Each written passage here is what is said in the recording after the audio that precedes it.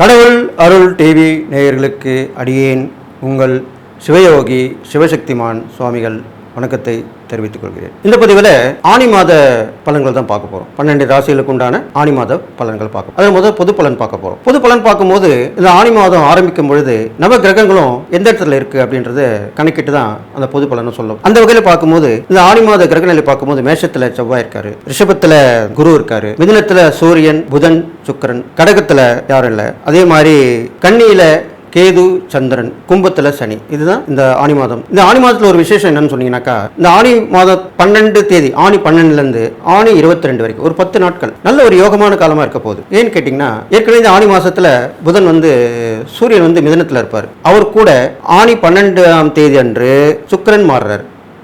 அதற்கப்புறம் புதனும் மாறுறார். இந்த 22க்குள்ள ஆனி 12லேருந்து 22க்குள்ள சுக்கிரனும் புதனும் மிதுன ராசியில் போகிறாங்க. அப்போது சூரியனோட புதன் சுக்கிரன் சேர்ந்தால் ஜோதிட சாஸ்திரப்படி அதியோகம் என்று சொல்லப்படுகிறது. யோகம்னாலே நல்ல விஷயம், அதில் அதியோகம்னா இன்னும் விசேஷமான யோகமாக தான் நடக்க போகுது. இந்த ஆனி மாதத்தில் வரல இந்த நான் சொன்ன 10 நாட்கள் எல்லா ராசிக்குமே இந்த அதியோகம் வேலை செய்ய போகுது. அது நான் ஒவ்வொரு ராசிக்கும் சொல்லும்போது விரிவாக சொல்கிறேன். இந்த பொது பலனில் பார்க்கும்போது ஆனி மாதம் ரொம்ப விசேஷமான மாதமாக இருக்க போகுது. இரண்டாவது, இந்த ஆனி மாதத்தில் தான் ஆனி திருமஞ்சனம் அப்படின்ற ஒரு விஷயம் சிவபெருமான் நடக்கும். ஒரு நடராஜருக்கு அபிஷேகம் நடக்கும். அதில் இந்த ஆனி மாதத்தில் நடக்கிற அபிஷேகம் சிதம்பரத்தில் ரொம்ப விமர்சையாக கொண்டாடப்படுது. இந்த ஆனி திருமஞ்சனம் அந்த சிதம்பரத்தில் நடராஜர் அபிஷேகம் நடக்கும்போது கலந்துக்கிட்டிங்கன்னா ரொம்ப நாள்பட்ட தீராத பிரச்சனைலாம் கண்டிப்பாக தீரும். ஏன்னாக்கா சிதம்பரம் கோவில் தான் நம்மளுடைய உடம்புடைய தத்துவமாக சொல்லப்படுது. அந்த தலை முதல் கால் வரை உள்ள பாகங்கள்லாம் உறுப்புகளாமே அங்கே நிறுவப்பட்டிருக்கு சிதம்பரத்தில். நம்மளுடைய நாடி நரம்புகள் எத்தனை, அதனுடைய வகைகள், உடம்பு எல்லாமே இருக்குது. அந்த இருதயம் இருக்கும் இடத்துல தான் அந்த சிவபெருமான் விட்டிருக்கார். இதுதான் உண்மையான விஷயம். அதுதான் சிதம்பரம் ரகசியமாக சொல்லப்படுது. அதனால் இந்த ஆனி திருமஞ்சனம் என்ற இந்த விசேஷமான பலனும் இந்த ஆனி மாதத்தில் வரப்போகுது. அப்போ இப்போ உள்ள கிரகநிலை பார்க்கும்போது இந்த ஆனி மாதத்தில் எல்லா ராசிக்காரங்களுக்குமே நன்மை தான் விளைய போகுது. ஏன்னா இந்த யோகம் சூரியன் புதன் சக்கரம் சேர்ந்தால் அதியோகம்னு சொல்லப்படுது. ஆவணி மாதத்துக்கு நல்ல பலன்களாக திருமணம் நடக்கக்கூடிய விஷயங்கள் இந்த ஆனி மாதத்தில் முயற்சியில் கண்டிப்பாக நடக்கும். அது ஒவ்வொரு ராசிக்கும் சொல்லும்போது யாருக்கு திருமண பலன் வந்திருக்கு, குரு பலன் விரிவாக சொல்ல போகிறேன். இது இல்லாமல் இந்த ஆனி மாதத்திலே நல்லா கேட்டுங்க, ஒற்றுமை மேலோங்கும். இதனாலுக்கும் சண்டை போட்டுருப்பாங்க நிறைய வீட்லேயும் சரி நாட்டிலையும் சரி, ஒருத்தர் விமர்சிச்சுருக்காங்க. இப்போ நீங்கள் பார்த்துருப்பீங்க, கேட்டிருப்பீங்க, ஒருத்தர் விமர்சிச்சிருப்பாங்க. போட்டி இருக்கும், பொறாமையாக இருக்கும். போட்டி இருக்கலாம், பொறாமை தான் இருக்கக்கூடாது. பொறாமையில் சண்டையிட்டுப்பாங்க, வாக்குவாதம் பண்ணுவாங்க. இதெல்லாமே இந்த ஆனி மாதத்திலே குறையக்கூடிய விஷயமாக இருக்கிறது. இது இல்லாமல் ஆனி மாதத்திலே லக்ஷ்மிக்கு சகோதரி என்று சொல்லக்கூடிய ஜேஷ்டாதேவி வழிபாடு உகந்தது. அந்த காலத்தில் ஜேஷ்டாதேவி வழிபாடு பண்ணாங்க. மூதேவின்னு சொல்லுவாங்க. மூதேவினா அது ஒரு அருவருக்கத்தக்க வார்த்தைகள் அல்ல. மூதேவின்றது முதலாக பிறந்த அந்த தேவி, அதனால தான் அவள் மூதேவின்னு சொல்லப்படுறாங்க. அவள் லக்ஷ்மிக்கு சகோதரி, அக்கா. அவளுக்கு தீயதை அழிக்கக்கூடிய பலனை தான் அவளுக்கு கொடுக்கப்பட்டிருக்கு. தீய சக்தியை அழிக்கிறது, தீயதை அழிக்கிறது, இது மாதிரி தான் அவளுக்கு பண்ணுவாங்க. அதனால் எப்படி நம்ம நல்ல சக்திக்கோ தெய்வங்களுக்கு நல்ல நாளில் வளர்பிறை நாட்களில் வழிபடுறோம், வெள்ளிக்கிழமையில் வழிபடுறோம், பௌர்ணமியில் வழிபடுறோம். தீய சக்திக்கு அஷ்டமி நவமி, இது மாதிரி அமாவாசை, செவ்வாய்க்கிழமை, ஞாயிற்றுக்கிழமை, இது மாதிரி நாள்லாம் வழிபடுறோம் இல்லையா, தீய சக்தி விலக. அதே மாதிரி தான் அவளையும் வழிபடணும். அப்போது அந்த ஆனி மாதத்துக்குரிய தெய்வமாக அந்த ஜேஷ்டா தேவி என்கிற மகாலட்சுமியோட சகோதரி விளங்கப்படுகிறாள். அவளை வழிபட்டு வந்தாங்களே நல்லாயிருக்கும். ஜேஷ்டாதேவி கிட்ட யாரும் சொல்லுவாங்க, கோவிலில் இருப்பாங்க. பழைய காலத்தில் கோயிலெலாம் உண்டு. அவளுக்கு கிராம தெய்வத்தின் கூட பேர்.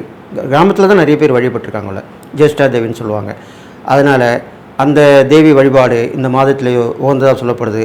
அப்போது கண்டிப்பாக இந்த மாதத்தில் உள்ள தீயதெல்லாம் விலகி அடுத்த ஆடி மாதத்தில் நல்ல அம்மனுடைய அருள் கிடைச்சி ஆவணி மாதத்தில் எல்லாருக்குமே சுபகாரியம் நடக்க போகுதுன்னு சொல்லிட்டு இந்த ஆனி மாத பொது பலன் இப்போ சொல்லியிருக்கேன். இன்னும் விரிவாக இந்த ஒவ்வொரு ராசிக்கும் பலன் நான் சொல்ல போகிறேன். கும்பராசி நேயர்களுக்கு பார்த்திங்கனாக்கா, இந்த ஆனி மாத கிரகநிலையில் பார்க்கும்போது உங்களுக்கு ராசியிலேயே சனி பகவான் இருக்கார், 2ஆம் இடத்துல ராகு இருக்காங்க, 3ஆம் இடத்துல செவ்வாய் இருக்காங்க, 4ஆம் இடத்துல குரு இருக்காங்க, 5ஆம் இடத்துல சூரியன் சுக்கிரன் புதன் இருக்காங்க, 8ஆம் இடத்துல கேதுவும் சந்திரன் இருக்காங்க. இப்படி பார்க்கும் பொழுது ராசியில் சனி இருக்கிறது கொஞ்சம் மந்தகதியில் இருப்பார்னு சொல்லுவாங்க. மந்தகதினா கொஞ்சம் சோர்வா, தளர்வா, தாமதமாக, எந்த ஒரு வேலையும் தாமதமாக பண்ணுவீங்க. துணிஞ்சு செய்ய மாட்டீங்க, யோசித்து பண்ணுவீங்க, இது மாதிரிலாம் இருக்கும். அதெல்லாமே இப்போது நல்லதாக நடக்க போகுது. அதுலேருந்து மீண்டு வந்துடுவீங்க, நல்ல நிலைமைக்கு தான் வரப்போகிறீங்க. அது இல்லாமல் உங்களுக்கு கொடுக்கல் வாங்கலே ஒரு யோகம் ஏற்பட போகுது. அப்போது நீங்கள் கரெக்டாக ஒரு இடத்துல பணம் கொடுத்துட்டு வந்திருப்பீங்க, நீங்கள் இப்போ பெரிய பிரச்சனையில் மாட்டின்ருப்பீங்க, அது கட்டி முடிச்சிருப்பீங்க. திடீர்னு அவங்களே என்ன பண்ணுவாங்க, உங்களுக்கு பணம் அதிகமாக தேவைப்பட்டால் கூட நான் தரோம், நீங்கள் கரெக்டாக பண்ணிட்டீங்க அப்படின்னு சொல்லிட்டு அதிகமான பணம் கொடுப்பாங்க. இது ஃபைனான்சஸில் வந்து உண்மையில் நடக்கிறது, நான் பார்த்துருக்கேன், கேட்டிருக்கேன். அது மாதிரி கண்டிப்பாக கிடைக்கும். இது இல்லாமல் உங்களுக்கு அடிக்கடி பயணங்கள், சிறு சிறு பயணங்கள் ஏற்படும், அது மூலிமா நல்ல விஷயம் நடக்கும். உத்தியோகத்தில் நல்ல ஒரு உதவிகள் கிடைக்கும். கூட பணியாற்றுற மூலிமா உங்களை பற்றி அவங்க சொல்லி அவங்க ரெக்கமெண்ட் பண்ணுவாங்க, ரெக்கமெண்ட் பண்ணி உங்களுக்கு நல்லது செஞ்சு கொடுப்பாங்க. மேலதிகாரி சொல்லி ஹையர் ஆஃபீஸில் சொல்லணும் இல்லையா, அவங்க சொல்லி அவங்க வந்து உங்களுக்கு நல்லது செய்வாங்க. அப்போ யோசிப்பீங்க, ஏன்னா கூட உட்காந்தாம சொன்னாங்க நீங்கள் நல்லா பண்ணுறேன், நல்லா செய்கிறேன்னு, நாங்களே பார்க்குறதில்ல உங்களை அப்படின்னு அவங்க சொல்லுவாங்க. இது மாதிரிலாம் நடக்கும். இந்த மாதிரி ஒரு பலன்கள் நடக்க போகுது உங்களுக்கு.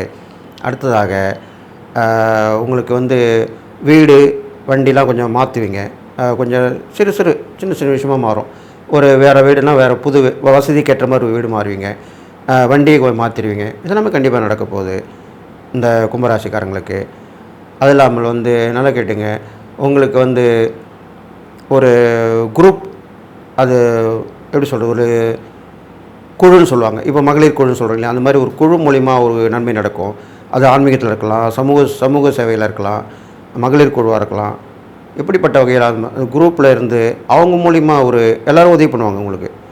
இல்லைன்னா நீங்கள் அந்த குரூப்பில் பண்ணுற உதவியால் ஒரு பெரிய பொருள் உதவியோ ஏதோ ஒன்று கிடச்சி அது உங்களுக்கு எல்லாம் பிரித்து கொடுக்கப்படும். இது மாதிரிலாம் நடக்கும். அது அந்த மாதிரி ஒரு விஷயம் நடக்க போகுது. இதெல்லாம் நடக்கும் அப்படின்னு சொல்லிட்டு, இது இல்லாமல் வந்து உங்களுக்கு எதிர்பாராத ஒரு அதிர்ஷ்டங்கள் அப்படி ஏற்பட போகுது. சொத்து பிரச்சனை, பூர்வீக சொத்து பிரச்சனை தான் தீர்ந்து இப்போ கைக்கு வரக்கூடிய நேரமாக அமைஞ்சிருக்கு. அது வந்து சேரும்போது எல்லா பிரச்சனையும் தீர்த்துருவீங்க. ஏன்னா வராத தொகை வந்ததாலே ஒரு பெருந்தொகை வந்தாக்கா எல்லாத்தையும் முடிச்சிடலாம் இல்லையா. அப்போது அதுக்கு முன்னே பிளான் பண்ணி வச்சுருப்பீங்க, அதெல்லாமே இப்போ சக்ஸஸ் ஆகும், நடக்கும், நல்லது நடக்கும். அரசியல்வாதிகள், சினிமா துறையில் உள்ளவங்க, பெரிய பெரிய பிரபலஸ்தரில் இருக்கக்கூடிய விஷயம், மக்கள் மூலிமா பிரபலமாக இருக்கிறவங்க எல்லாமே இப்போ முன்னேற்றம் அடைவாங்க. இந்த கும்பராசிக்காரங்க அவங்களுக்கு ஏற்ற காலமாக இருக்க போகுது இது. அதனால் எல்லாம் நல்லதாக நடக்கும்னு சொல்லிட்டு, நீங்கள் இறை வழிபாடு பண்ணும்போது ஈஸ்வரன் சிவன் அந்த ஓங்கி உயர்ந்த விஸ்வரூப தரிசனம், சிவன் கோயிலில் போயிட்டு முதல் தரிசனம் பார்க்கணும், அதுதான் விஸ்வரூப தரிசனம். அதை பார்த்துட்டு வாங்க, கண்டிப்பாக நல்லது நடக்கும். சிவனுக்கு அபிஷேகத்துக்கு உதவி பண்ணுங்கள், அதில் கலந்துக்குங்க. பிரதோஷ வழிபாடு ரொம்ப உகந்ததாக சொல்லப்படுது. சிவ வழிபாடு இன்னும் அதிகமாக சொல்லப்பட்டிருக்கு.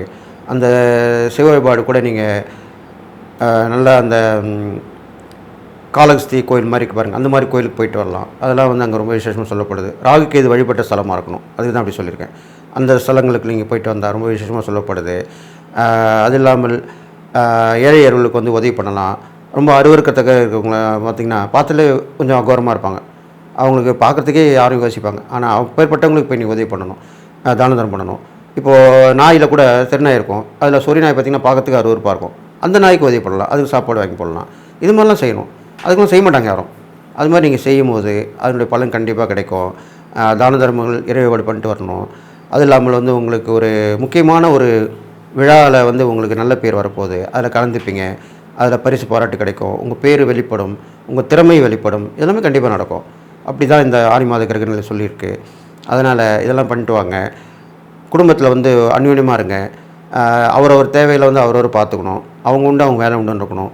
அப்போது வாக்குவாதம் முற்றி சண்டை வராமல் இருக்கிறது தவிர்க்கப்படும் அப்படின்னு சொல்லியிருக்கேன். இது மாதிரிலாம் பண்ணிட்டு வாங்க. நீங்கள் வீட்டை மட்டும் யோசிக்காமல் கொஞ்சம் நாட்டையும் யோசிக்கணும், அதில் கலந்துக்கணும். ஏற்கனவே சொல்லியிருக்க மாதிரி சமூக சேவை செய்யணும், அரசாங்கத்துக்கு ஆதரவாக இருக்கணும். இது மாதிரிலாம் பண்ணிட்டு வரணும். மக்களுக்கு விழிப்புணர்வு கொடுக்கலாம்.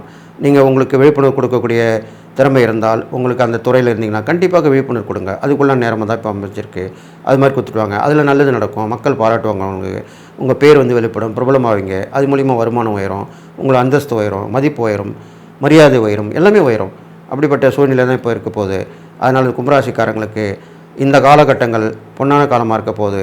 யோசித்து செய்கிற எந்த விஷயமா இருந்தாலும் கண்டிப்பாக நல்லதாக நடக்கும். இந்த ஆடி மாத கிரகங்கள் அருமையாக இருக்கும் உங்களுக்கு. நீங்கள் பயன்படுத்தி பண்ணணும். இறை வழிபாடு சொல்லியிருக்கேன், அது இல்லாமல் பரிகாரங்கள் சொல்லியிருக்கேன், தான தர்மம் பண்ணுங்கள். நீங்கள் பொதுவாக பெரும்பாலும் வந்து விளக்குகள், கோவிலுக்கு வந்து விளக்குகள் வாங்கி கொடுக்குறது இல்லாமல் மணியை வாங்கி கொடுக்கலாம். கோவில் மணின்னு சொல்கிறோம் இல்லையா, ஒளி ஓசை எழுப்பக்கூடிய மணி, அது தேவாலயமாக இருக்கலாம், சர்ச்சாக இருக்கலாம், கோவிலாக இருக்கலாம், இது மாதிரிலாம் வாங்கி கொடுக்கலாம். மணி எங்கெங்கே யூஸ் பண்ணுறாங்களோ அவங்க வாங்கிக்கலாம். பள்ளிகள் கூட மணியை வாங்கி கொடுப்பாங்க. பள்ளிக்கு வாங்கி கொடுத்தா அது மணி யூஸ் பண்ணுவாங்க, மணி அடிப்பாங்க. அது மாதிரி அவங்களுக்கு வாங்கி கொடுக்கலாம். இதெல்லாம் பண்ணிட்டு வந்தீங்கன்னா கண்டிப்பாக நல்லது நடக்க போகுதுன்னு சொல்லி நீங்கள் எல்லா நாளும் போய்ட்டு வாழ்ப்போன்னு சொல்லி வாழ்த்தி விடைபெறுகிறேன். கடவுள் அருள் டிவியை பார்த்தமைக்க நன்றிகள். மேலும் இது போன்ற தகவல்களை தெரிந்து கொள்ள கடவுள் அருள் டிவியை சப்ஸ்கிரைப் செய்யுங்கள். மறக்காமல் பெல் ஐக்கானை கிளிக் செய்யுங்கள்.